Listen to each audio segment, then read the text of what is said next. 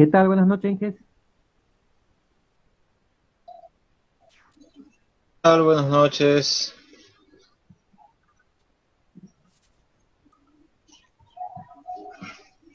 Buenas noches. ¿Qué tal? Buenas noches.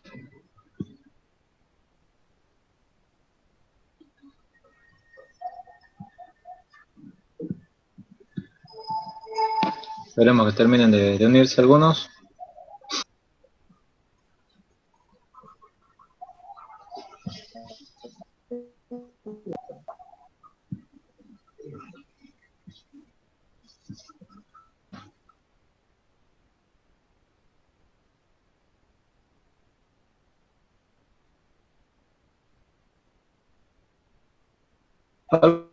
¿Alguna?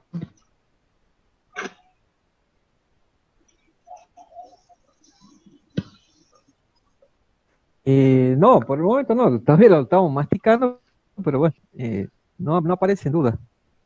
Bueno, de todas maneras, en clases posteriores también pueden preguntar, ¿no? Perfecto. Y como ya le ofrecí varias veces, si ustedes necesitan alguna clase de consulta adicional, coordinamos el horario y bueno, vemos todos los prácticos que hemos visto hasta ahora, vemos la teoría, lo que necesiten ustedes como refuerzo, como apoyo, avisan y bueno, y largamos, ¿no? Bueno, igual que lo mismo para las fechas de entrega también tienen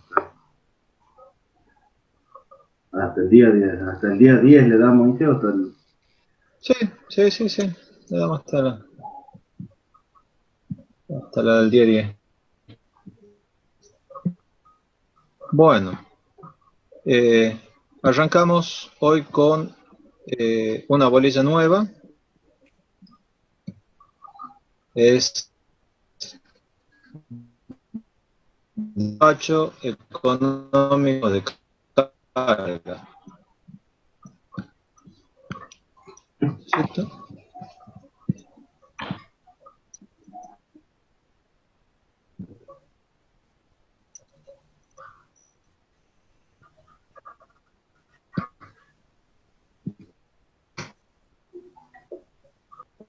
Vamos con despacho económico de carga.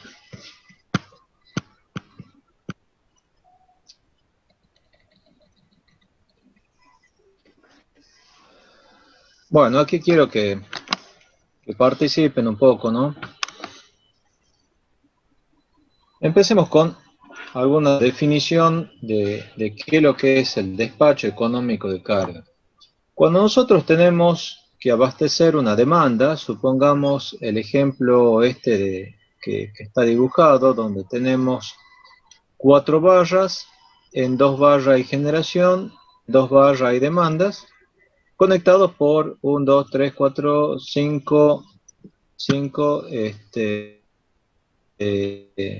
líneas. 1, 2, 3, 4, 5 líneas.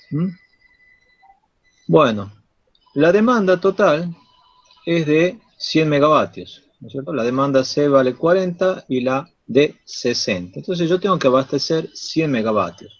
¿Cómo puedo abastecer esos 100 megavatios? Bueno, una posibilidad es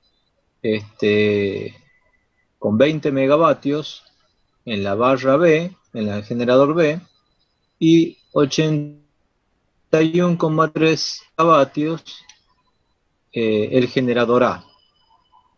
Porque si la demanda es de 100, la generación total me da 101. Primera pregunta. Por la pérdida en la línea. Por las pérdidas en la línea. Perfecto. Ahora, ese es un posible despacho de generación. Otro posible despacho de generación es decir, bueno, el generador B va a generar 80 y el A 20,37. Si ustedes se fijan en la tablita del costado, ahí están las pérdidas en cada una de las líneas y la generación. Dicen, el primer despacho de generación, las pérdidas me dan 1,31 megavatios. Y en el segundo caso, las pérdidas se reducen a 0,37 megavatios. ¿No es cierto? Bueno, entonces, siempre se cumple que la potencia generada va a ser la suma de la potencia demandada más las pérdidas, ¿no es cierto? Y uno se podría preguntar, ¿cuál es el mejor despacho? ¿El de arriba o el de abajo? El que me Parece que el de abajo. Parece que el de abajo, ¿no es cierto? Bueno, ese criterio de decir el de abajo, porque tengo menores pérdidas, le está faltando un condimento, que es el signo pesos, ¿sí? En el despacho, que yo mayor generación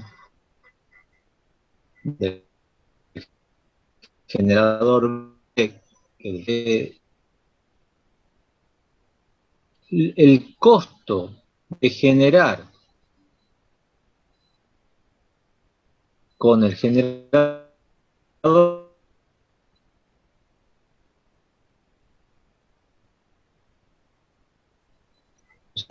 generador, ¿no es cierto? Entonces, en ese caso, puede darse la situación que tal, ¿no es cierto?, me salga más caro el segundo despacho de generación que el primero, a pesar de que tengo menores pérdidas. ¿Se entiende lo que estoy diciendo? Sí, ingeniero. Sí. Bueno, entonces, cuando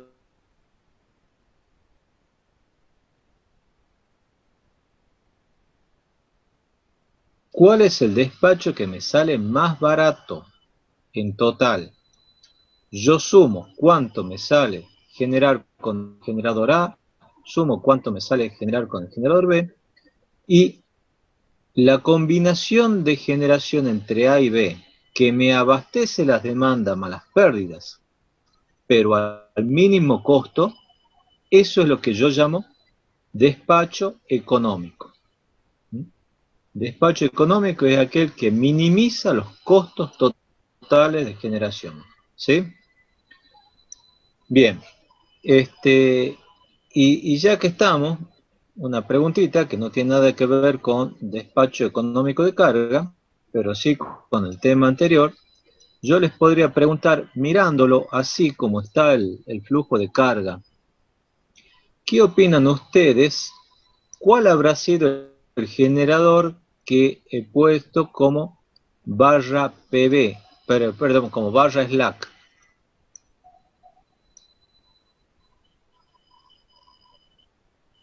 Para resolver el flujo de carga. Ahí tengo dos flujos de carga, ¿cierto? ¿Cuál de los generadores lo puse como barra slack? ¿El A o el B? ¿Qué opinan ustedes? El A, ¿Por qué? tensión nominal siendo 32, No, puede ser. no es por eso.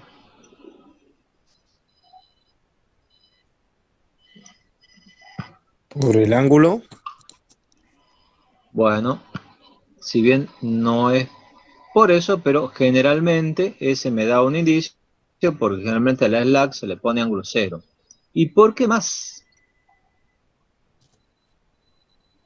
Fíjense, la generación veamos el flujo de arriba, ¿no? El generador A tiene 20 megavatios, redondito.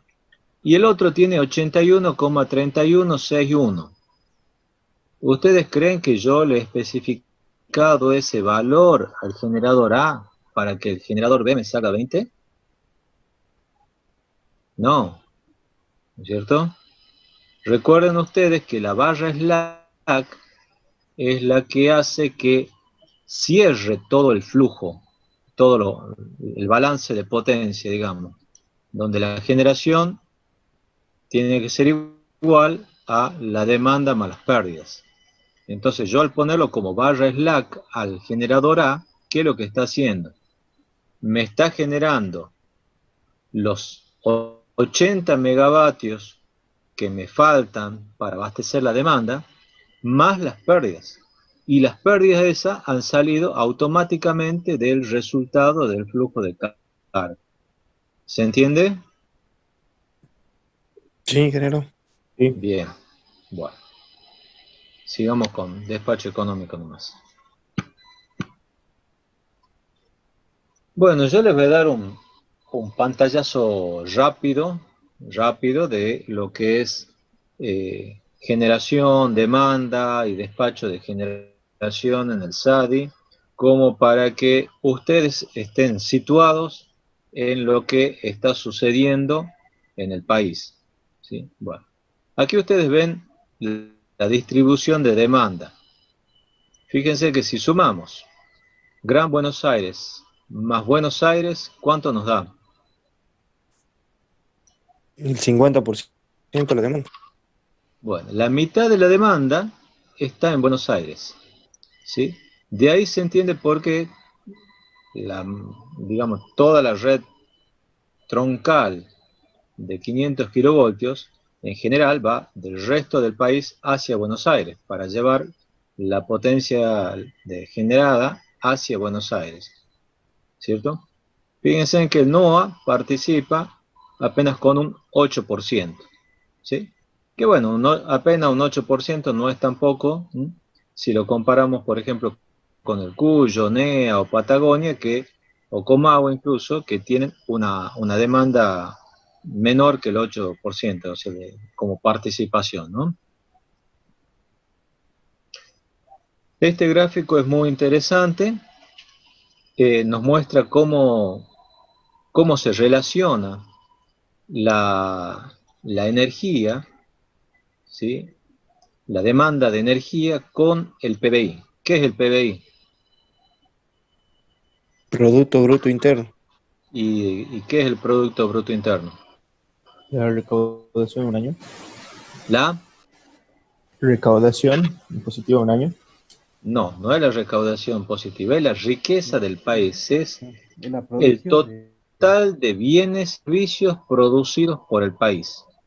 ¿Sí? Producto Bruto Interno es la cantidad de bienes y servicios producidos por el país. Por eso es que se le dice la riqueza del país. Fíjense, ahí está graficado en barras la variación del PBI.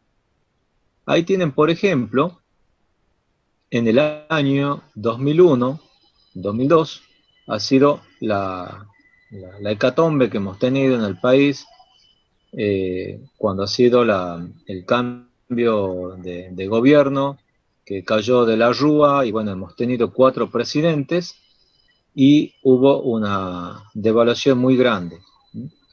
En esa ocasión el PBI cayó muchísimo, ¿no es cierto? El PBI cayó más del 10%, y fíjense cómo la demanda de energía varió para abajo, ¿sí? Se redujo un 2,1%, debido a la recesión del país. Cerraron fábricas, bueno, fue un desastre. Entonces, al caer el PBI, cae la demanda de energía. Después hubo una recuperación. Obviamente, si uno está en el pozo, un escaloncito que suba ya es mucho. Por eso es que aparece una variación del PBI del año siguiente del 7,5%.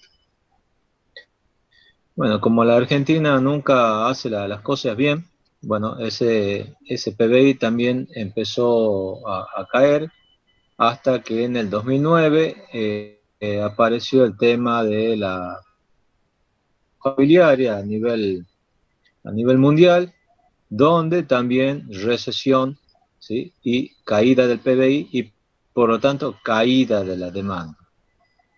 Al año siguiente, recuperación. Si estás en el pozo, un poquito que mejores ya es una variación importante, ¿no es cierto? Entonces, de vuelta, fíjense cómo cómo lamentablemente la situación del país es, se repite, ¿no? Estamos bien y después empieza a caer, a caer, a caer. Fíjense lo que vamos 2018 y 2019. La última variación del PBI también ha sido una caída del 2,5% los dos últimos años, y la demanda también fue en disminución. Bueno, no me quiero imaginar cómo será la situación actual con el tema de la pandemia. Entonces, concepto que les tiene que quedar claro: hay una correlación entre PBI y evolución de la demanda de energía. Mayor PBI, mayor producción de bienes y servicios, mayor producción industrial, ¿no es cierto? Entonces, mayor consumo de energía. Esto es un poco lo que hemos dicho en la primera clase. ¿Se acuerdan que decíamos que el consumo de energía es un índice del desarrollo, del nivel de desarrollo de un país? Bueno, esto es lo mismo. Ingeniero, Sí. y en el año 2000 hubo una disminución del PBI, pero un aumento en la demanda. No, en el año 2000. Sí, Del 2000 al 2001, del 2000 al 2001 cayó la no digo demanda del 99 al y 2000. bajó del 99 al 2000. Ah, Sí, bien, bien, bien, ya lo vi. del 99 al 2000 es esto, ¿sí? Sí, El PBI, ¿no es cierto? El PBI cayó, pero no tanto. Por eso es que aparece una subida. bien, bien.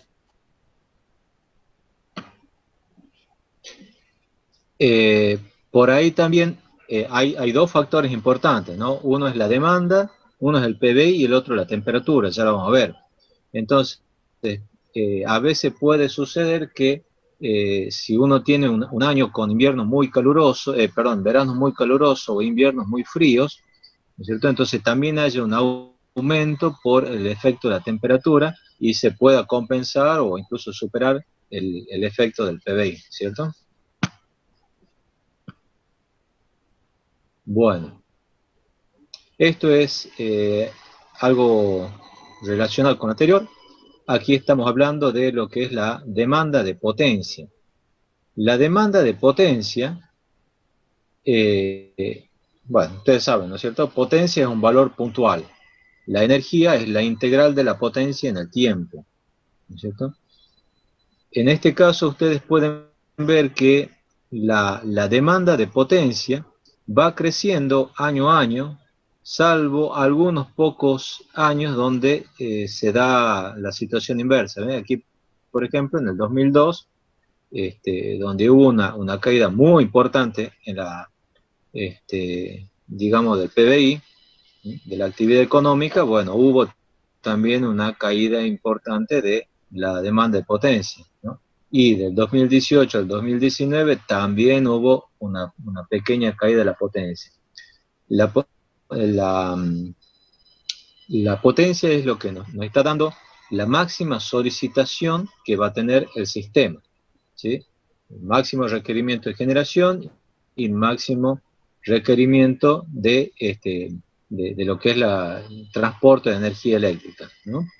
Entonces, generalmente la demanda siempre va creciendo, mucho o poco, pero va creciendo, ¿no? Fíjense ustedes que casi todas las tasas de crecimiento interanuales son positivas, ¿sí? Y hay muy pocas negativas. Tenemos menos 3,9, el menos 0,4 y menos 0,8. Fíjense que incluso que cuando decrece la demanda, en general no son valores grandes, ¿sí? Eh, y la otra cuestión es que un valor promedio de crecimiento de la demanda es más o menos el 5% entre un año y otro, ¿sí? Bueno, antes que se me pase, les doy la contraseña, que a partir de las 10:30 es JB larga LEZJ. Aquí le voy a poner en el chat. JB larga, LE, JB larga, LEZJ. A partir de las 10:30. Volvamos con esto.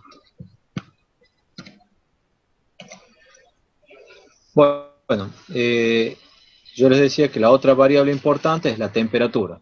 Entonces, aquí ustedes pueden ver el rango de temperaturas que en general se mueve a nivel país. Están todas las semanas del año calendario, desde enero hasta diciembre. Y aquí está la banda.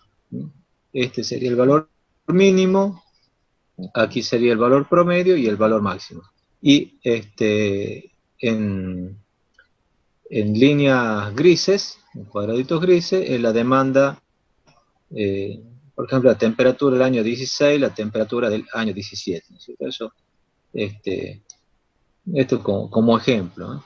Aquí pueden ver, por ejemplo, que en este año, en el año 2017, la temperatura de invierno ha sido mayor que el promedio, y que incluso las máximas temperaturas que hubo en años anteriores.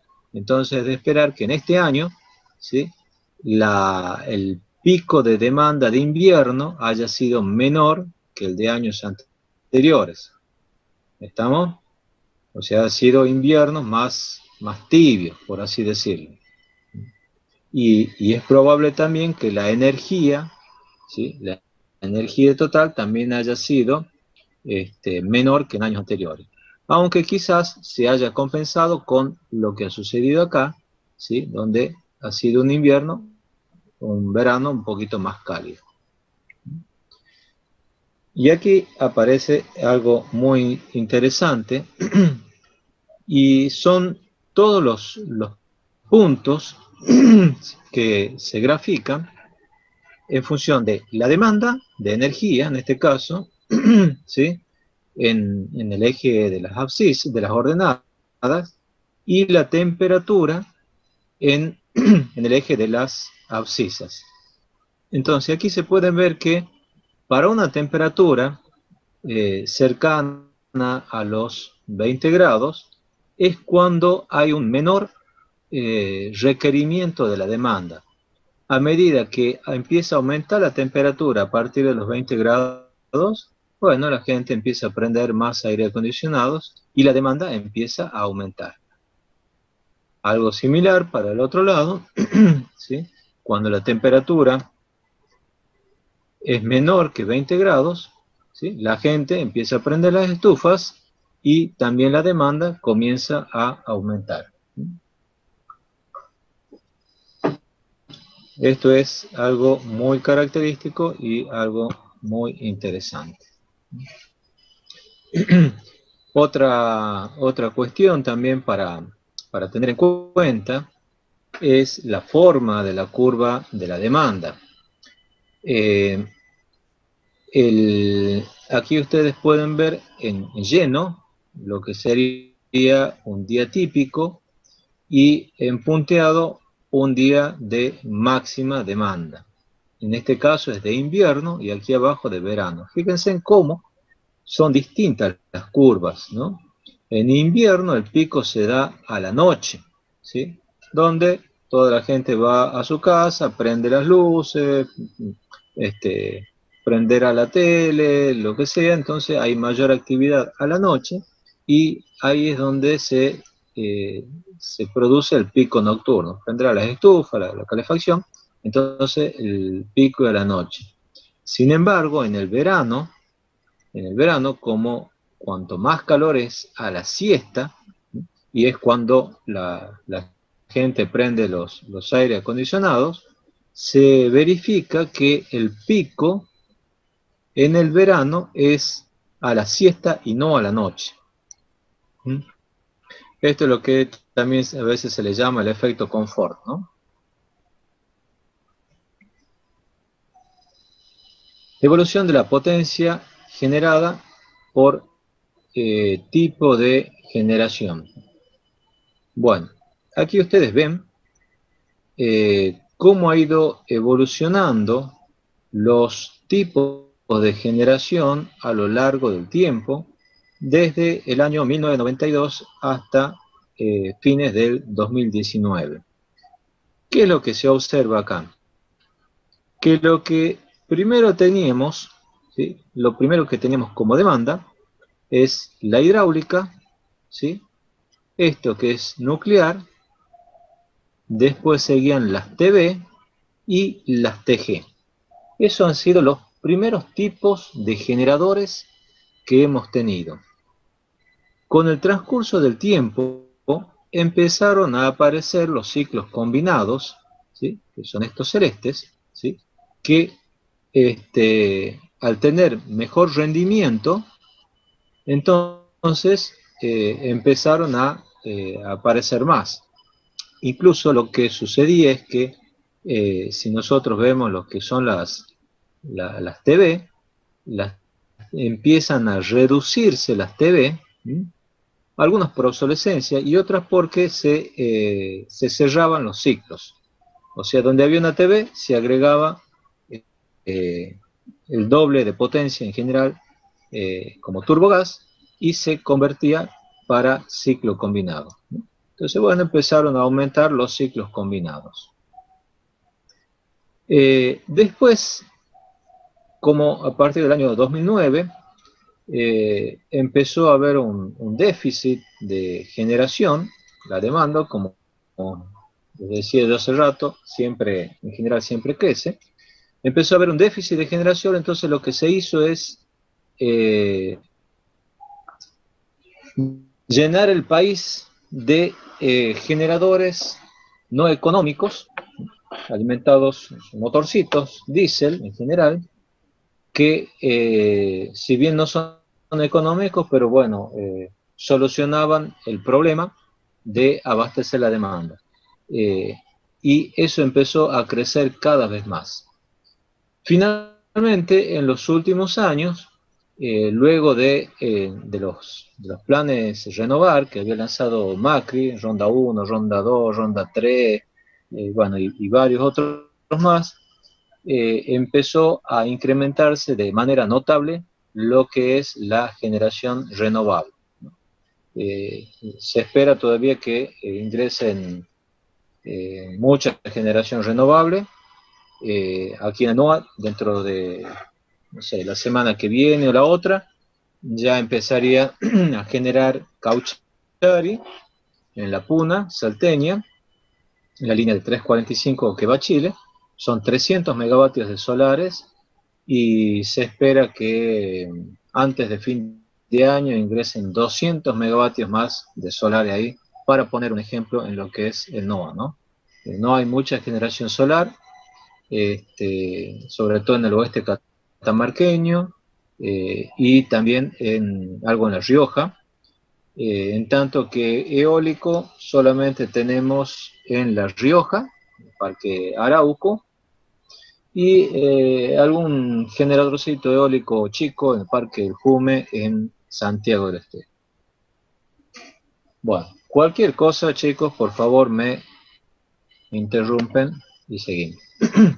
Bueno, aquí está la potencia instalada por zona. Esta es una tablita ya para que la vean cada uno y la analicen y a poder ver cuál es el recurso que más hay en cada zona, ¿no es cierto? Por ejemplo, si nosotros nos vamos al Comahue, vamos a ver que hay un alto recurso hidráulico. Si nos vamos al NOA, vamos a ver un alto recurso térmico. Y así, si nos vamos a Buenos Aires, ahí no hay nada de hidráulico, muy poco, y la mayor parte es térmica, ¿no? Si nos vamos al litoral, ¿qué tenemos en el litoral? Inge, Tenemos hidráulico, tenemos Yacyretá, toda la parte hidráulica. Sí, sobre biomasa, está en Camesa el aporte de energía en la página. sí, Ah, sí, es muy poquito, es muy poquito. Se le ha dado participación más por cuestiones marketineras, podríamos decir, para ayudar a lo que es toda la parte ambiental, pero los costos de la biomasa todavía están un poco caros, ¿no? Bien. Bueno, aquí también ven otro temita interesante, y es la disponibilidad de la generación, porque no solamente interesa eh, la cantidad que tenemos, sino de esa cantidad cuánto está disponible. Entonces ven, por ejemplo, que los grupos, el tipo de generación que tiene mayor disponibilidad son los hidráulicos, ¿no? Y en el caso de los térmicos, lo que menor disponibilidad tiene son las TV.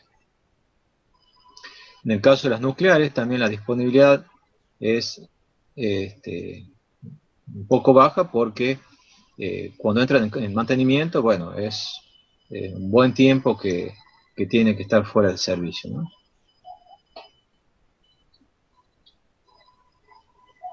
Si vemos la matriz energética del país, ¿no?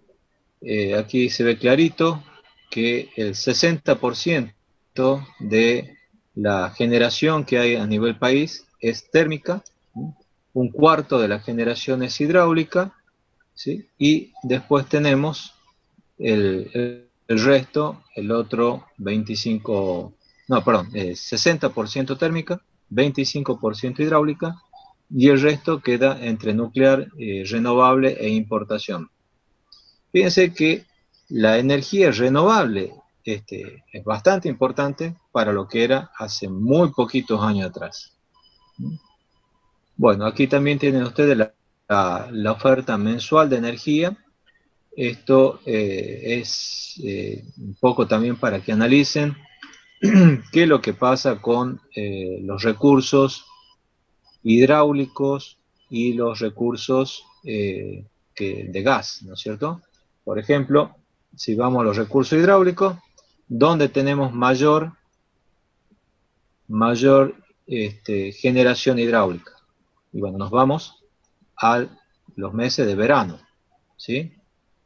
Donde hay más agua en los diques, ¿sí? En los embalses. Y bueno, y térmica, térmica a veces, en estos meses de invierno, a veces hay restricciones, porque se lo utiliza también el gas para las industrias y para los consumos domiciliarios, ¿no? Otra información importante para analizar es la participación por tipo de combustible equivalente a gas natural. ¿Qué significa? Significa que así como cuando nosotros veíamos sistema por unidad, era que normalizábamos todo, tomábamos algo como referencia, aquí se lo toma como referencia cuál sería el consumo equivalente a gas natural. O sea, si yo tengo gasoil, lo traduzco a consumo equivalente a gas natural, en cuanto a calorías, ¿no? Y bueno, fíjense en que realmente lo que es gas natural en sí se lleva el 83%. Es decir que nuestra matriz energética es muy gas dependiente, lo Ingeniero, cual no es bueno, sí. ¿y los tipos de combustibles se relativizan al gas natural porque es el más económico? Porque es más común, ¿sí? El más común, lo que se utiliza mayormente. Bien. Bueno, fíjense en que, como les digo, la matriz energética nuestra, vista desde este punto de vista, que está acá, donde tenemos térmico, hidráulico, renovable, se ve que lo que es térmico es muy elevado, un 60%. Por eso es que en el gobierno anterior se ha tratado de diversificar esa matriz energética con recursos renovables. Y en lo que es térmico, fíjense, en lo que es gas en sí es muy elevado. De todas maneras, de todas maneras, hay que considerar que tanto el gasoil como el fuel oil son caros. Por lo tanto, es de desear también que esos combustibles se utilicen lo menos posible. Bien, veamos el dibujito de abajo. Ahí hay algo interesante. Fíjense, el primero nos habla de el ciclo combinado, ¿sí? Lo que es cuánto es la generación que hay por ciclo combinado alimentado con GNC o con gasoil. Y aparecen dos rendimientos. El rendimiento con GNC y con gasoil. Después aquí están las TG. Aparece cuánto es el rendimiento expresado en kilocalorías por kilovatios, ¿sí? Y tanto en GNC como en gasoil, y finalmente las TB con carbón mineral, fuel oil y GNC. Estos son los volúmenes generados. Ahora yo les pregunto, ¿cuál tiene mejor rendimiento? El gasoil. Gasoil. ¿Por qué? El ciclo combinado no tiene mejor rendimiento. A ver, pónganse de acuerdo. Y sí, sí hay un mejor aprovechamiento en los recursos. Claro, porque el rendimiento aquí está expresado como kilocalorías por kilovatio. O sea, ¿cuántas kilocalorías necesito para obtener un kilovatio? Cuanto menos kilocalorías necesito,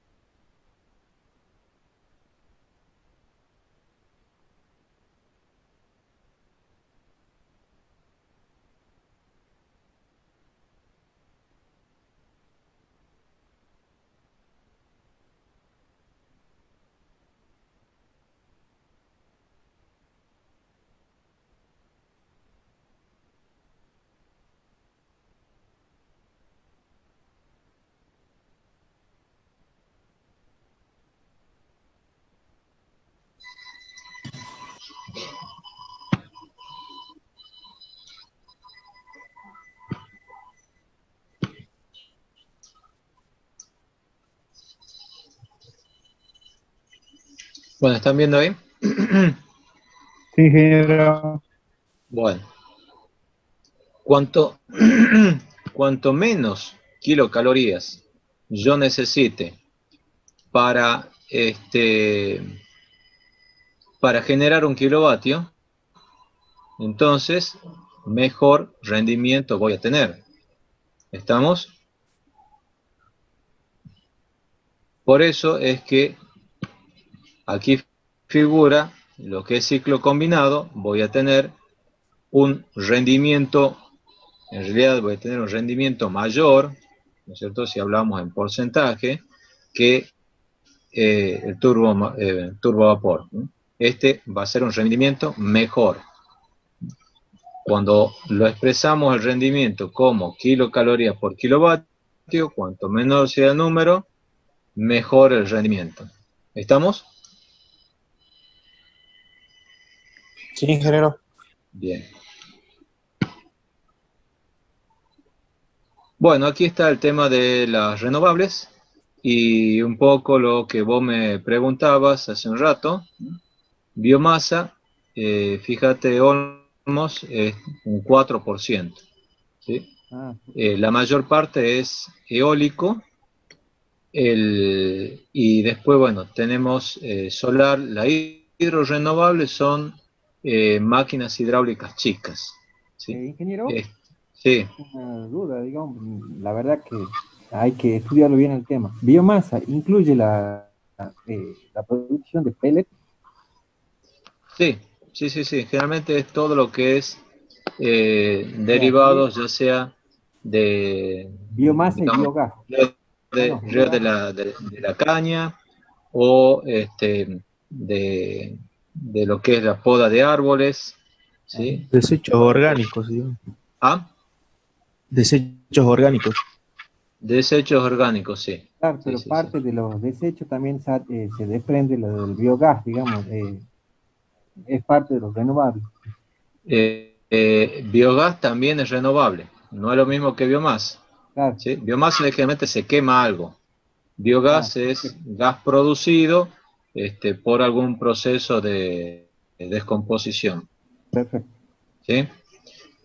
Bueno, algo importante también que mencionar es que en el caso del eólico, a veces uno puede decir, bueno, es mucho el porcentaje en cuanto a potencia instalada, pero, por ejemplo, lo que tenemos nosotros en La Rioja, de toda la potencia instalada que hay, generalmente muchas veces está, la mayor parte del tiempo genera la mitad o nada, ¿no? Entonces, una cosa es la potencia instalada, otra cosa es cuál es la generación.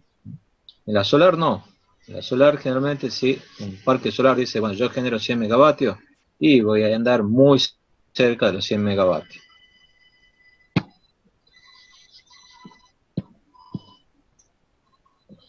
Bueno, como para complementar los recursos de generación, ahí están los intercambios con los países vecinos. ¿Sí? Ahí se observa que el mayor intercambio es con Brasil. ¿Sí? Paraguay también es importante. Y vemos también que lo que se produce más es una importación que una exportación. En general, lo que se hace con los países vecinos es tratar de llegar a un balance cero entre importación y exportación. ¿Sí? Se trata no tanto de comprar, sino de compensar lo que importamos con lo que exportamos. Bueno, acá un resumen de los distintos tipos de generación. Este, Veamos, tipos de máquinas. Bueno, turbinas gas, vapor, ciclo combinados y centrales hidráulicas siempre se usan máquinas sincrónicas. Bueno, ya con tantas renovables que hay, yo ya debería agregar aquí una columna con las renovables. De las renovables, bueno, no hay una máquina sincrónica, sino realmente bueno, a veces sí, a veces no. Lo que es biogás y biomasa, bueno, termina habiendo una máquina sincrónica. La solar, por ejemplo, no. El tipo de rotor de las máquinas sincrónicas, ya lo hemos visto, en el modelo de las máquinas sincrónicas, son rotor liso, en el caso de las máquinas térmicas, y poros salientes en la hidráulica, porque está relacionado con lo que está en el renglón siguiente.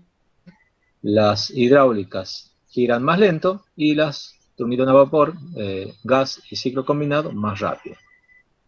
Eh, la energía primaria, no renovable lo que es las térmicas, y sí es renovable, es el agua, las hidráulicas. Tiempo de arranque, importante. Las turbinas de gas arrancan rápido, ¿sí? En menos de una hora ya puede arrancar. Las turbinas de vapor son varias horas, ¿sí? Porque la, ¿por qué varias horas necesitan de arranque las turbinas de vapor? Tiene que estar en régimen todo el sistema de calderas y turbinas. Claro, ¿qué es qué es lo que sucede? Eh, para que, para que funcione la turbina a gas, yo tengo que abrir la válvula, quemo el gas y ya tengo la energía, ¿cierto? En En cambio, la turbina de vapor, hay que calentar el agua, que se genere el vapor, y recién voy a tener la energía. Entonces, ese lento es porque hay que producir el vapor primero. Entonces, eso lleva horas. Las centrales hidráulicas, también uno abre la turbina, y la válvula, y ya la turbina empieza a girar. Lo que es instalaciones, bueno, dependiendo de la potencia, una máquina térmica se puede llegar a instalar en menos de un año, y una hidráulica, obviamente, eso sí, nos va a llevar más de un año. En cuanto al rendimiento, aquí sí expresado como porcentaje entre lo que es energía entregada versus energía consumida, ¿cierto? O sea, qué porcentaje de la energía primaria se transforma en potencia eléctrica. Ahí están los valores que ustedes ya lo conocen. La turbina de gas tiene un rendimiento del 35%, las del vapor, las peorcitas, con un 25%. El ciclo combinado mejora el rendimiento al 60%, y la hidráulica son las que tienen más rendimiento, 80-90%. En cuanto a impacto ambiental, las térmicas tienen un gran impacto ambiental por la emisión de gases, calor, ruido, vibraciones, y las hidráulicas, el gran problema que tiene es el impacto, digamos, inicial por la inundación de las tierras y la deforestación necesaria para construir los embalses, ¿no? Esto un poco también para que lo tengan presente, lo que es el precio de generación, el precio final, mejor dicho, hacia el usuario. Hay varios componentes. Uno es el componente de la energía, que es el precio de la energía adicional, sobrecosto de combustible, sobrecostos transitorios de despacho, o sea, generación que está como reserva, ¿no? Después están los componentes de potencia más reserva, que es lo que se le paga al generador como potencia despachada, como potencia de servicios asociados, reservas rotantes, etc. Y después vienen los cargos de transporte, que es lo que se le paga al transporte de alta tensión, Transener, y después lo que es las distribuidoras troncales, ¿no? En el caso del NOA, Trasnoa, ¿no es cierto? Y ahí tenemos el precio monómico. Eso es lo que nos da esas barritas que ustedes pueden ver mes a mes. Y después está el precio monómico estacional, que es el sancionado por CAMESA. Ese precio monómico estacional es la línea que ustedes están viendo aquí, que es menor que el precio real. Es decir, la diferencia entre esa línea que va ahí, ¿sí?, y el resto de la barrita es lo que el Estado está subsidiando. Si nosotros vamos, bueno, ahí ustedes ven también cómo va creciendo el precio monómico medio anual, ¿sí? Crece casi exponencialmente. Y aquí ustedes pueden ver, desde enero de 2018 a diciembre, cómo en barras gruesas cuál es el costo monómico medio, y aquí el precio estacional sancionado por CAMESA. Toda la diferencia esa la tiene que pagar el Estado. Obviamente, ¿de dónde sale la plata para eso? Y bueno, sale de los impuestos, ¿sí? O de hacer funcionar la maquinita, lo que nos da mayor inflación. Y ahí ustedes ven cómo en esta línea de puntos se ve cuál es el grado de cobertura del precio monómico. Es decir que, más o menos, el usuario está pagando un 64% del costo real de la energía. ¿Estamos? Entonces, todo lo demás es subsidio. Y ese subsidio es lo que produce el déficit de caja. Si ustedes se fijan aquí, desde el año 1999 hasta el 2013, como el saldo comercial energético, o sea, lo que se recauda versus lo que hay que pagar, a partir del año 2006, hubo una caída constante por congelamiento de tarifas. Lo mismo que está sucediendo ahora, ¿no? Así que no nos asustemos que vuelva a suceder, a pasar esto otra vez. Cuando se congelan las tarifas pasa esto. Hay mayor subsidio, pero de algún lado tiene que salir el dinero. Acuérdense que esta caída ha sido un poco el determinante de la hecatombe a nivel país que terminó con el kirchnerismo, ¿no es cierto? Y Macri trató de recomponer esto con mucha oposición, pero bueno, ahora estamos volviendo otra vez a este tipo de políticas, ¿no? Bueno, en esa época se importaba gasoil de Estados Unidos, Países Bajos, Rusia. Cuando hay un congelamiento de precio, los productores de gas no quieren generar, porque dicen, ¿para qué voy a generar si no me pagan lo que corresponde? Entonces empiezan a cerrar los pozos, cae el gas, bueno, entonces hay que importar gasoil, o hay que importar gas, como hace tiempo atrás estaban todos los buques metaneros importando gas, ¿no? Aquí vemos la producción de petróleo, de vuelta. Cuando hay un congelamiento de tarifas, ¿sí? Se empieza a producir menos, y bueno, si se produce menos gas, hay que compensar por otro lado. ¿Alguna pregunta? Si bien esto ha pasado hasta el año 2012, los registros estos, es lo que pasa siempre que hay congelación de tarifas, ¿no? Hay un desfasaje entre lo que hay que pagar a la generación y lo que realmente se recauda, y bueno, se termina colapsando el país. Lamentablemente termina colapsando el país. ¿Preguntas? ¿No?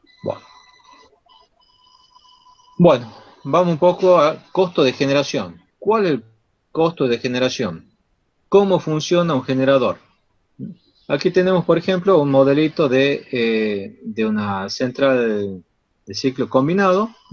Está la turbina, entra el gas, tengo la entrada de gas a la turbina, se combina con el aire en la cámara de combustión, se prende la chispa y esto empieza a girar, lo cual acciona el motorcito, el generador sincrónico, ¿no? Entonces, esa potencia, esa energía que entra aquí como gas, ¿sí? Parte de eso se transforma en potencia eléctrica. Ustedes saben que en el caso de las turbinas, en los ciclos combinados, se utilizan los gases de salida para calentar agua, ¿no es cierto?, generar vapor y accionar la turbina de vapor. Por eso es que el ciclo combinado tiene mayor rendimiento que la TG sola, porque se aprovecha esos gases de salida para producir más energía eléctrica.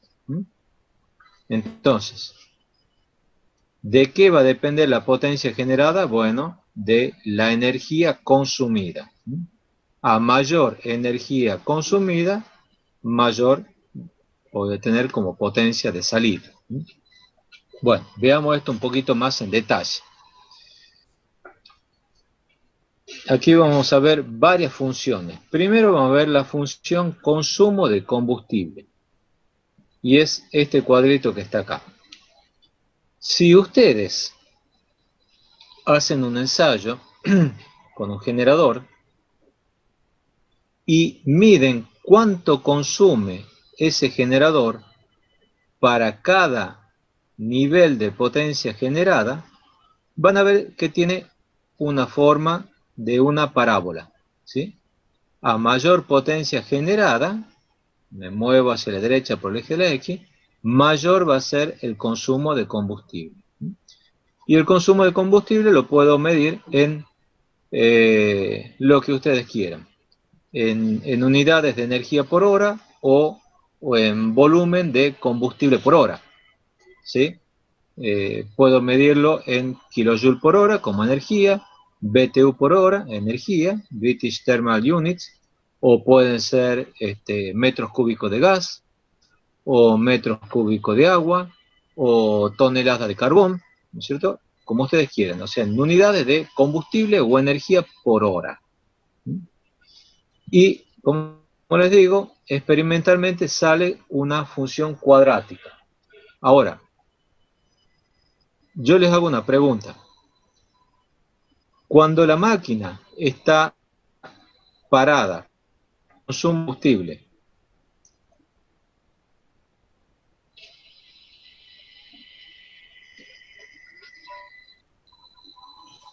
Cuando la turbina hola, está parada, cuando la turbina está parada, ¿cuánto es el consumo de combustible? cero. Cero. ¿Mm? Entonces, aquí esta función H, que es consumo de combustible, que dice H de PGI, significa que es función de la potencia generada, la puedo escribir como A, PGI al cuadrado más B, PGI. ¿Yo por qué he puesto más C? Lo vamos a ver más adelante. Si yo soy estricto y estoy hablando de consumo de combustible, ¿sí? La función es A por PG al cuadrado más B por PG a la 1, ¿no es cierto? Más 0. Por eso he puesto este C como en rojo. ¿Mm?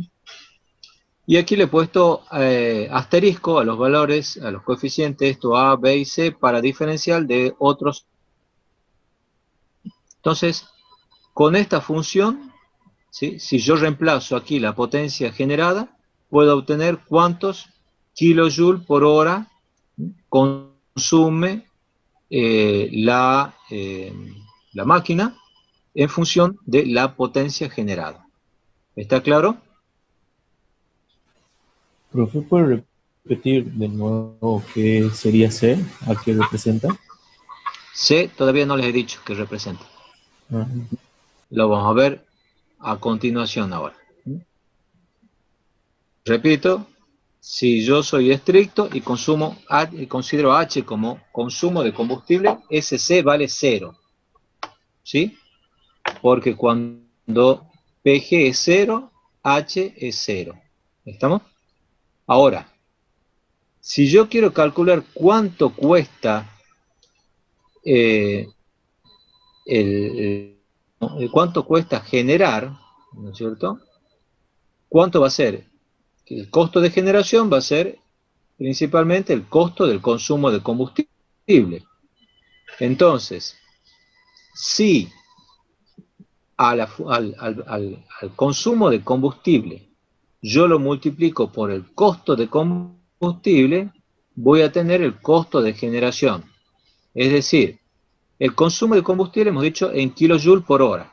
Estamos poniendo aquí energía. ¿Sí? Y pongo cuánto es el costo de combustible. Digo, son tantos pesos por kilojoule. Entonces se simplifican los kilojoules con kilojoule y me quedan pesos por hora. ¿Estamos? Ese sería el costo de generar debido al consumo de combustible. ¿Sí?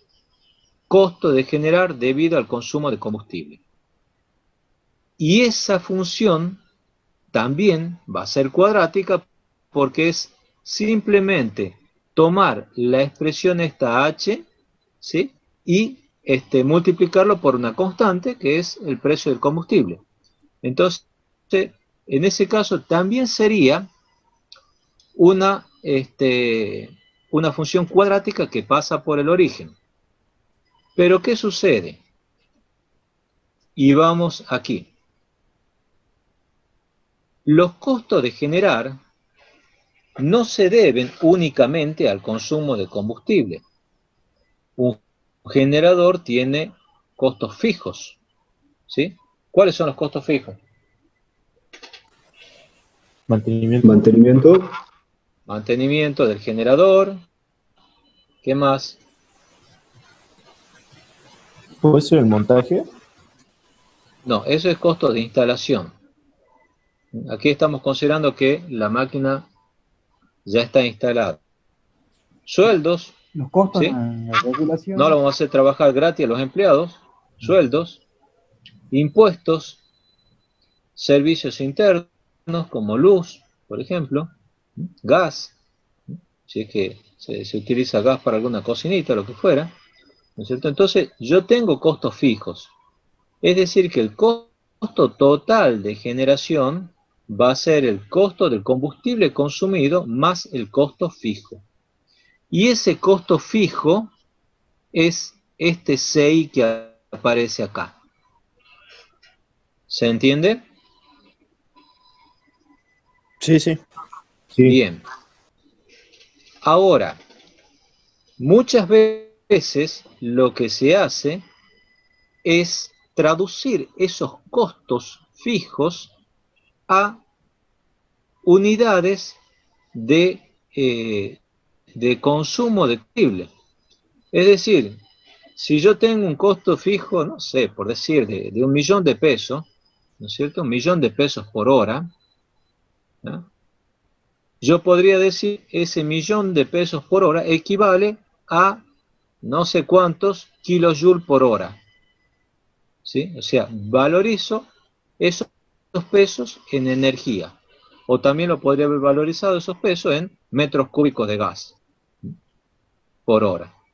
Por eso es que a veces en el consumo de combustible aparece una constante, pero esa constante significa o representa los costos fijos expresados en consumo de combustible.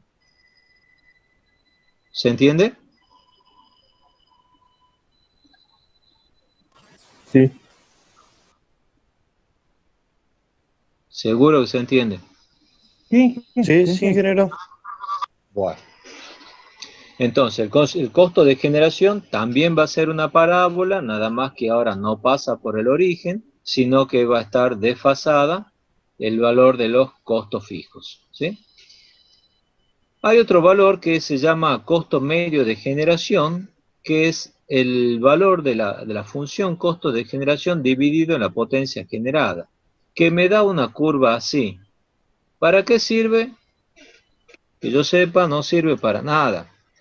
Pero les pongo porque a veces la bibliografía la presenta y para que tengan cuidado de no confundirlo con este otro concepto que aparece aquí abajo, que es el costo marginal de generación. ¿Qué es el costo marginal de generación? Es la derivada de la función costo de generación respecto a la potencia generada, ¿sí? Si yo derivo esta función costo, ¿qué me queda? 2A por PGI más B, ¿sí? Es esto que está acá. 2A PGI más B. B sub I, ¿no es cierto? 2AI y B sub I. Eso es una función lineal, ¿sí? Es esto que está acá. Me da una función lineal. Bueno, ahora quiero que interpretemos un poquito esto. Aquí tengo graficada de vuelta la función costo de generación en función de la potencia generada. Y les voy a presentar otro concepto que a veces se le llama costo incremental de generación. ¿Qué es el costo incremental de generación? Yo tomo aquí una variación de la potencia generada, ¿no es cierto? Paso de una potencia generada 1 a una potencia generada 2, y el costo de generación varía de un F1 a un F2, ¿no es cierto? El costo incremental de generación es la variación, ¿sí?, del costo de generación dividido en la variación de la potencia generada, ¿sí? Es un delta I sobre un delta de X. ¿Mm? Es la pendiente que hay entre este punto y este punto. ¿Se entiende? Bueno, Entonces, el costo incremental de generación es cuánto, muchas veces se dice que es cuánto se incrementa la generación al variar la potencia generada en 1 megavatio, ¿sí? Fíjense, si yo aquí tengo las unidades, ¿sí? Yo tengo aquí un megavatio, aquí yo tengo 1 megavatio, entonces el costo incremental va a ser cuánto, cuál es el costo adicional de generar 1 megavatio más por hora. ¿Estamos? Bueno, aquí vamos a admitir uno. Bueno, Ríos, se ve que estaba dormido, ¿no? Que recién ha ingresado ahora. Bueno, entonces el costo incremental de generación es cuánto me cuesta generar 1 megavatio más. Así lo podríamos interpretar. Ahora, ¿qué pasa si este delta PG se hace cada vez más pequeño y tiende a 0? Este delta F también se hace cada vez más pequeño. Si yo hago el cociente de delta PG, de delta F sobre delta PG, cuando delta PG tiende a 0, el costo incremental se va a hacer más próximo al costo marginal. Van a coincidir lo que es el costo marginal con el costo incremental cuando delta de PG tiende a 0. ¿Sí? ¿Es claro lo que estoy explicando? Sí, ¿qué? ¿Se entiende? Sí, ingeniero. Bueno. Otra cuestión acá. Cuando decimos que el costo incremental o la aproximación, el costo marginal es cuánto se incrementa el costo de generación al variar 1 megavatio, no va a ser lo mismo si nosotros estamos hablando de una máquina de 100 megavatios que de una máquina de 3 megavatios, por poner un valor, ¿sí? Si nosotros variamos 1 megavatio en una máquina de 100 megavatios, estamos hablando de un 1%. Entonces, ese delta PG es prácticamente un diferencial de PG. Y estaríamos hablando, bueno, que el costo marginal, ¿sí?, que ese costo incremental es muy próximo al costo marginal. Pero si nosotros estamos trabajando con una máquina de 3 megavatios y yo varío, ¿sí?, la potencia generada en 1 megavatio, estoy hablando de un 33% del valor de la potencia generada. Entonces, ahí yo no puedo decir que el costo de incrementar 1 megavatio en una máquina chica, ¿sí?, va a ser igual al costo marginal. ¿Se entiende? ¿O necesitan que les vuelva a explicar? Sí, por favor, ¿puedes repetir? Explique de nuevo, por favor. Bien. Hemos dicho que el costo incremental es delta de F sobre delta de P. ¿Sí? Si yo tengo un generador de 100 megavatios y el delta P vale 1, entonces ese delta P es prácticamente un diferencial porque es un 1%.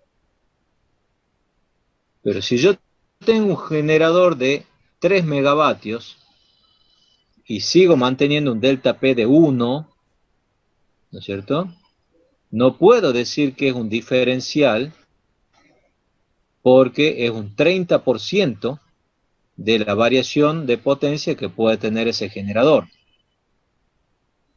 Hasta ahí me siguen. Sí. Sí, ingeniero. Ahora, cuando uno dice que el costo marginal de generación es cuánto aumenta la generación al variar 1 megavatio la potencia generada, ¿sí? Eso yo lo puedo decir en el primer caso del generador grande, donde ese delta PG es pequeño respecto a la potencia total. En el segundo caso, variar 1 megavatio en una máquina de 3 megavatios, voy a tener un delta de F muy grande. Entonces ahí no puedo decir, para máquinas chicas, yo no puedo decir que el costo marginal es cuánto se incrementa la generación al variar 1 megavatio. Para máquinas grandes, sí. ¿Se entiende? Sí, ingeniero. Porque un megavatio tiene mucho peso en una máquina chica. 1 megavatio tiene poco peso en una máquina grande y se acerca más al diferencial. ¿Sí? ¿Se entiende hasta ahí? O sea que lo considera solamente para máquinas de potencia más grande. Para máquinas de potencia grande yo puedo decir en forma conceptual que el costo marginal de generación es cuánto se incrementa el costo de generación al aumentar la potencia generada en 1 megavatio. Para máquinas chicas yo tendría que decir, tendría que tomar otro delta. Tendría que tomar un delta de 1/10 de megavatio. ¿No es cierto? ¿Estamos? O sea, más pequeño Sí, el delta P. No, ahí se han superpuesto. O sea que es más pequeño el delta de P. En máquinas chicas yo tengo que tomar un delta de P más P. Bueno, veamos el práctico. Este es el problema 2 del práctico. Así vemos si se aclara un poco más los conceptos. Bueno, Benjamín, te pongo como coanfitrión. Ahora ya estás como coanfitrión para comenzar. Bueno, en 5 minutos se corta, nos volvemos a conectar, ¿no? Perfecto.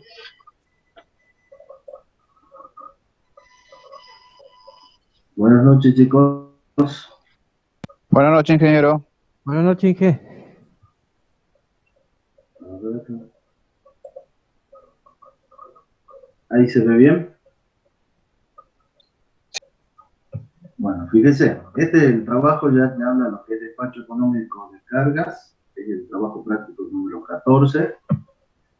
El problema número 1, bueno, ahí tienen para que completen ustedes la tablita, que habla de rendimiento, el tipo de centrales, el tiempo de arranque, bueno, en función de lo que han ido viendo ya lo pueden completar ustedes. El problema número 2, que es el que vamos a ver ahora, habla de justamente de la teoría que estaba mostrándole el ingeniero. Entonces nos dice acá que si la entrada de combustible de un generador en millones de BTU hora es la ecuación que tenemos acá marcada, nos pide determinar la ecuación para el costo de generación si el costo de combustible es de $2 por millón de BTU. Entonces, ¿nosotros qué hacemos? Partimos de lo que era la ecuación de combustible, donde tenemos acá H en función de PG1, que es 0,032 PG1 al cuadrado, más 5,8 PG1 más 120. Para este caso considerábamos el costo fijo, lo tomábamos como 0, y bueno, la función esta para el costo de generación, recuerden que era simplemente lo que es el consumo de combustible multiplicado por el costo del combustible, que es lo que tenemos acá. Perdón, Benjamín. Sí. No estamos considerando costo fijo 0, ¿no? Porque si eso. no, 120 deberían ser 0. Listo. ¿Ah?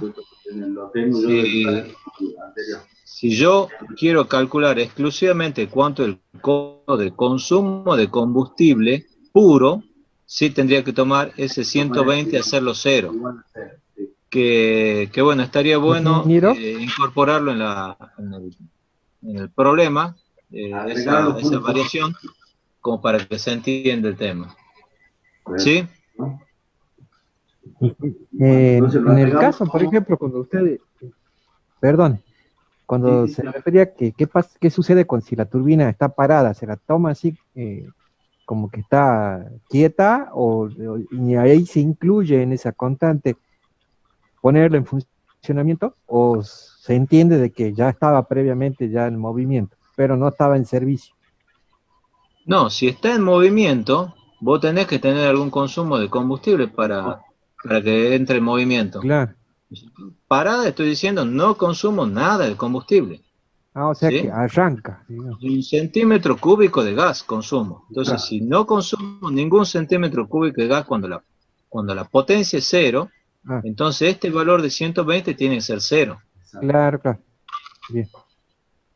Esos 120 son los costos fijos del de generación traducido a unidades de combustible. Combustible. ¿Sí? Bien.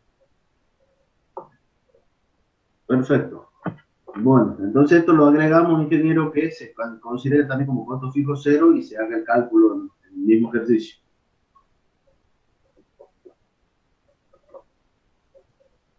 Ya vamos a agregar un puntito más. Perfecto. Bueno, entonces acá teníamos la función, que era agregar tomando el consumo de combustible y multiplicarlo por el precio del combustible. Aquí, millones de BTU, hora, es la ecuación esta, y tenemos el valor que es dólares, 2 dólares por millones de BTU. Hacíamos las simplificaciones, que allá en la teoría se la vio con kilojoule, se simplificaba, bueno, acá simplificamos los millones de BTU, y finalmente nos termina quedando, al multiplicarlo por 2, termina quedando esta ecuación. Es la ecuación para el costo de generación. Entonces esto nos queda en dólares por hora. De ahí pasábamos al punto B, que nos habla de la ecuación para el costo incremental del combustible, costo marginal, era la derivada en función de la potencia generada. Haciendo la derivada, teníamos, como se puede observar acá, que era cuadrado.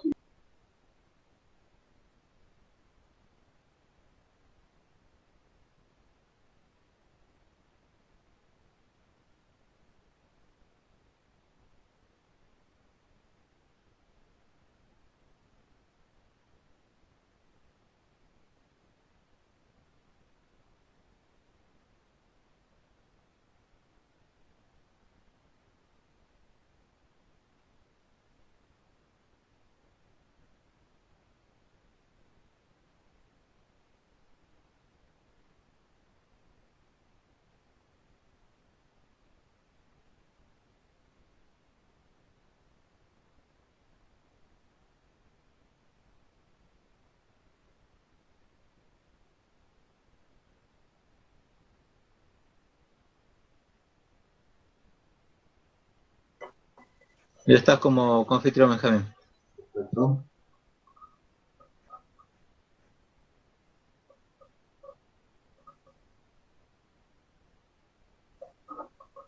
Ahí estamos. Bueno, partíamos de este y la derivamos en función de PG1, que queda acá. Entonces ahí teníamos 2 por 0,64 PG1 más 11,6.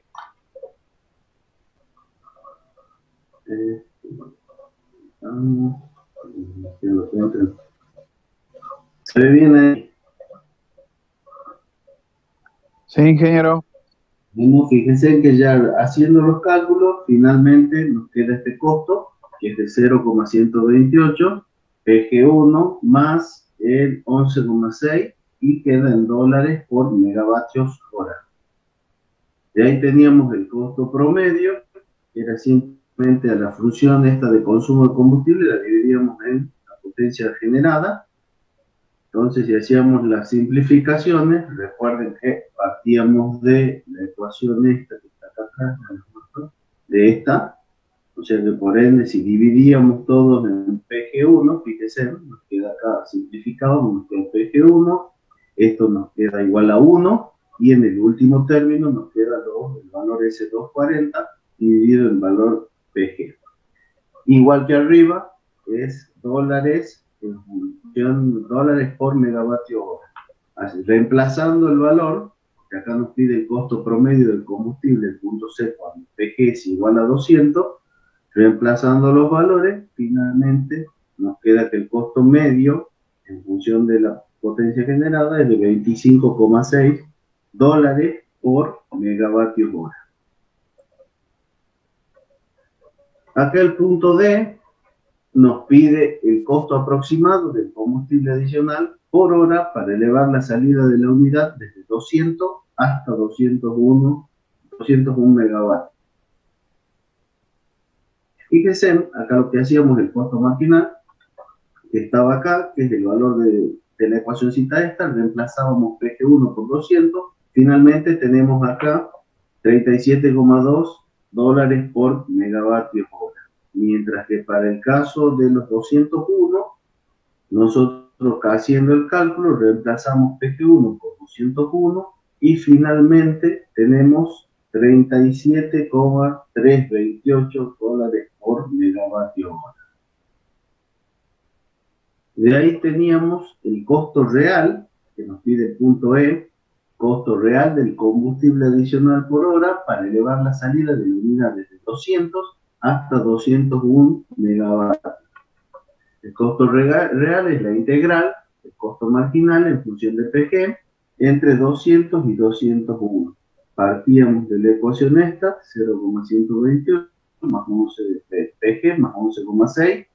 Resolvíamos la integral, tenemos los valores estos que están acá y los poníamos entre 200 y 201. El costo real, finalmente, tomamos 201, que es el primer valor que tenemos en el intervalo, menos el valor de 200, y nos da que el costo real es de 37,264 dólares por megavatio hora. Y bueno, finalmente acá teníamos los dibujitos que le había mostrado el ingeniero Fon. Estos salen de ahí, están las distintas gráficas, las distintas funciones, el costo marginal promedio, el costo marginal, y después teníamos acá la función de consumo de combustible. ¿Alguna cosita para agregar, ingeniero? Bueno, ahí tienen para comparar, ¿no es cierto? Cómo estamos calculando los costos marginales para dos puntos distintos, ¿no es cierto? Y en este caso es variando solamente 1 megavatio. Para 200 es 37,2 y para el 201 es 37,28. Pasa la diapositiva. Bueno, y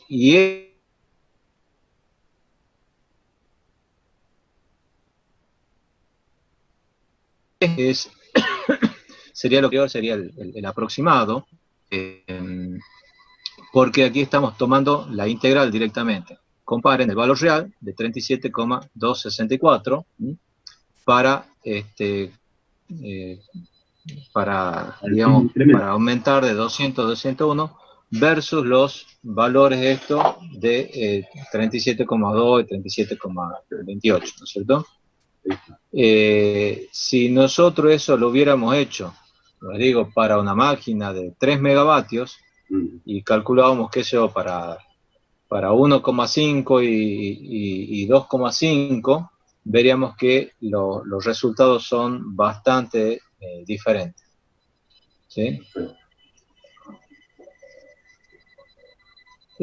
Quizá aquí tiene lo que sería bueno hacer la comparación y calcular el delta de F, hacer un delta de P sobre delta de F sobre delta P, para ver el costo incremental tomando los deltas. Eso también lo podríamos agregar y mostrarlo el miércoles que viene. Perfecto. Agregamos al práctico. ¿Alguna pregunta? Lo último que estaba diciendo, dije, digamos, comparar la recta secante con la tangente, digamos. Sí, sí. Okay. Eso es. Cuando calculamos delta es la recta secante. Cuando tomamos diferencial es la recta tangente. Bien.